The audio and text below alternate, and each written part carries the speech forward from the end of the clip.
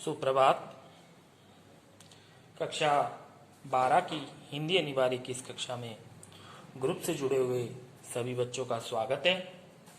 बेटा, पिछले वीडियो में हम सूरदास का पद संख्या 5 का अध्ययन कर चुके हैं।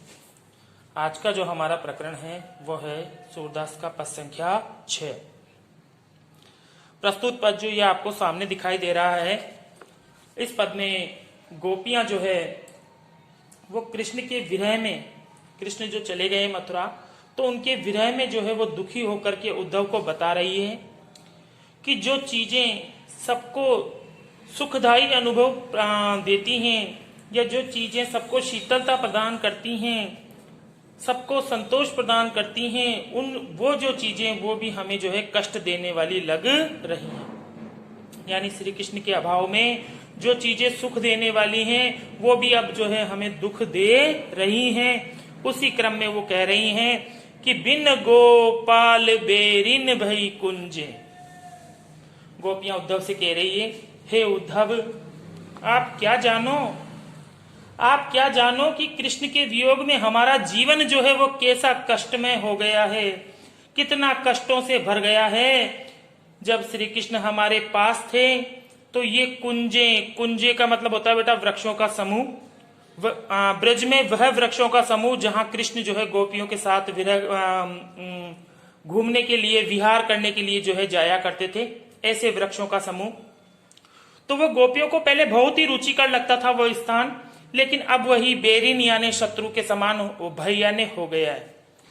तो गोपियां बता रही हैं कि जिन वृक्षों के समूह में या जिन कुंजों में हम श्री कृष्ण के साथ विहार करने जाया करती थी, वह स्थान हमें पहले जो है बहुत सुखदायी अनुभव वहां पर मिलता था उस स्थान पर, लेकिन अब वही जो है शत्रुओं के समान जो है हमें अप्रिय और कष्टदायिनी लग रही हैं। वे कुंजे जो है अब हमें शत्रुओं के समान, बैरिन यानी शत्रु के समान जो है हमें अब वो लग रही है, वो बहुत कष्ट हमें दे रही है। तब ये लता लगती अति शीतल। पहले जब श्री कृष्ण पास थे तो ये लताएं हमको बहुत ही जो है शीतलता प्रदान किया करती थी। अब भई विषम ज्वाल की पुंजे। अब भई यानी हो गई है, विषम यानी भयंकर या अत्यधिक, ज्वाल यानी अग्नि या आग, और पुंज यानी होता है समूह। जब श्री कृष्ण पास थे तो ये लताएं जो है हमें बहुत शीतल लगा करती थी, लेकिन अब यही लताएं जो है ये अग्नि के समूह की भांति भयंकर जो है हमें जला देने वाली लग रही हैं। यानी अब इन जो है लताओं का सुख भी जो है हमें वो अग्नि के समान जो है लग रहा है। वृथा बहती जमुना। अब ये जो जमुना का जल है जो कल कल करके ध्वनि में बह रहा है, ये भी व्यर्थ ही लग रहा है हमें, इसका भी अब हमारे लिए कोई महत्व नहीं है। खग बोलत और पक्षियों के बोलने की जो आवाज है ये भी अभी हमें जो है प्रिय नहीं लग रही है। और वृथा कमल फूले अली गुंजे। और हमें लगता है कि जो है बेकार में ही या व्यर्थ में ही जो है कमल के फूल भी खिल रहे। यानी कल कल शब्द में बहती हुई यमुना, कलरव करते हुए पक्षी, और कमल पुष्पों का खिलना, और गुंज अली यानी होता है बेटा भंवरा, और भंवरों का जो है फूलों पर गुंजार करना, ये सारी चीजें जो है पहले सुखकर अनुभव दिया करती थी, लेकिन अब ये सब चीजें जो है, ये सारे दृश्य जो है अब हमें व्यर्थ ही प्रतीत हो रहे हैं। यानी श्री कृष्ण के अभाव में हमें कोई भी चीजें जो है सुखकर नहीं लग रही हैं। आगे अपनी बात को जारी रखती हुई कह रही हैं, पवन यानी वायु, पानी यानी जल, और घनसार यानी कपूर, संजीवनी यानी बादल, दधिसुत किरण, दधिसुत का अर्थ चंद्रमा, और किरण इसी के साथ हो जाएगा तो चंद्रमा की किरण। हम सभी जानते हैं कि वायु, जल, कपूर, बादल और चंद्रमा की किरणें, ये सभी वस्तुएं, ये सभी चीजें जो है ये शीतलता प्रदान करने वाली होती हैं, लेकिन ये सारी चीजें जो शीतलता प्रदान करती हैं ये आज जो है हमारे लिए भानु भई भुंजे, भानु यानी सूर्य, भई यानी हो गई है, और भुंजे का अर्थ हो गया बेटा जलाने वाली या जला रही हैं।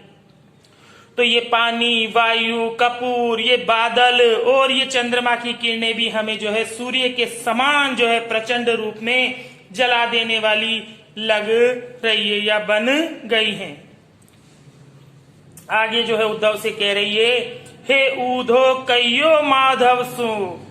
हे उद्धव जी, यदि आप हमारा भला चाहते हैं तो आप जाकर के उस निर्मोही कृष्ण से कहना कि विरह कदन करी मारत लुंजे, कि उनके वियोग ने, उनकी विरह ने हमें कदन करी यानी प्राणांतक कष्ट देकर, घोर कष्ट देकर मारत लुंजे, विकलांग सा बना दिया है।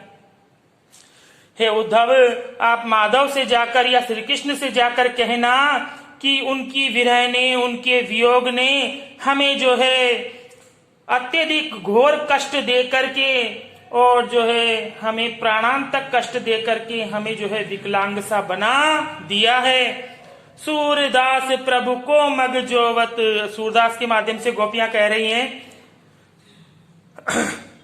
कि उन श्री कृष्ण का मग यानी मार्ग, जोवत यानी जोते जोते या देखते देखते हम जो है श्री कृष्ण का एक टक जो है मार्ग जोते हुए या उनका राह देखते हुए हमारी आंखें जो हैं, अखियां भई बरन जो गुंजे, हमारी अखियां हो गई है वरण यानी रंग की, जो गुंजे, गुंजे का जैसा रंग होता है वैसे ही हमारी आंखों का रंग हो गया है।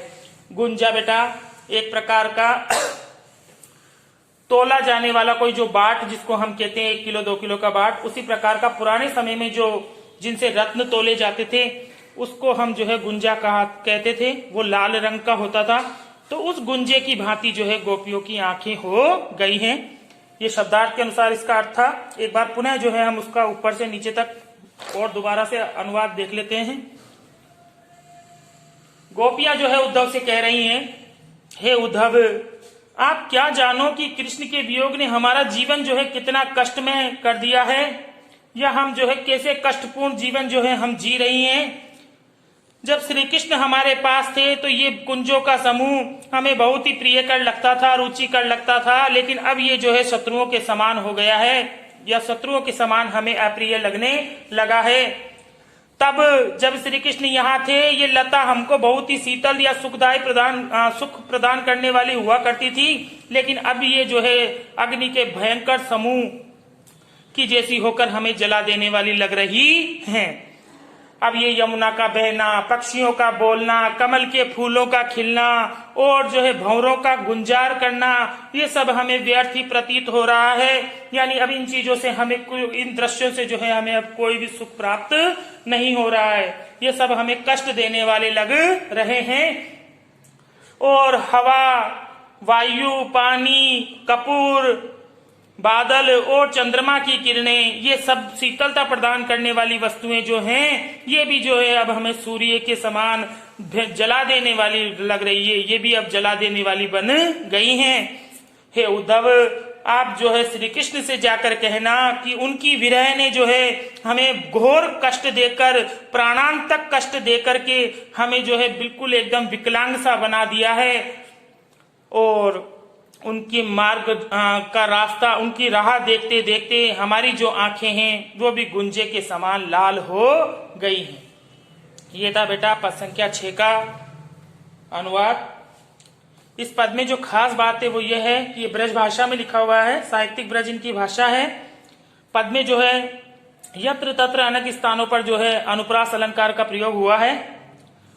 इसमें जो रस काम कर रहा है वो बेटा श्रृंगार है, और श्रृंगार के 2 पक्ष होते हैं, संयोग और वियोग। तो यहाँ पर जो है वियोग पक्ष जो है काम कर रहा है, तो ये वियोग श्रृंगार रस की रचना है, उस रचना का पद है ये। इसमें परंपरागत शैली का जो है निर्वाह किया गया है। जो विरह वर्णन में जो शैली प्रयुक्त होती है परंपरागत, उस शैली में जो है यहाँ पर सूरदास ने लिखा है। और उद्धव को जो है अपना संदेशवाहक गोपियों ने बना लिया है, और उसके माध्यम से ही जो है वो अपनी पीड़ा, अपना कष्ट, अपनी विरह जो है श्री कृष्ण तक पहुंचाना चाह रही है। और इतना ही, ये था बेटा सूरदास का पद संख्या 6। अगला जो हमारा प्रकरण होगा वो है अध्याय 3 रहीमदास। अगली जो हमारी क्लास होगी वो रहीम के ऊपर होगी। तब तक के लिए धन्यवाद।